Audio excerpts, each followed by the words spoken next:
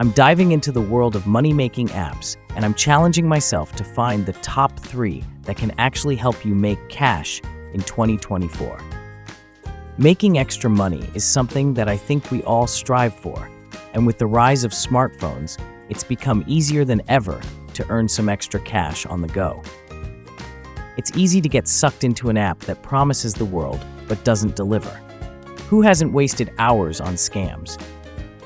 Most apps are designed to supplement your income, not replace it. Manage your expectations. It's important to do your research and read reviews from other users before committing to an app. One of the biggest mistakes is downloading an app based on a friend's recommendation without understanding how it works. The first app is Swagbucks, rewarding you for surveys, videos, and shopping online with actual cash. Next is Ibotta, a cashback app that gives you money back on grocery purchases from major retailers.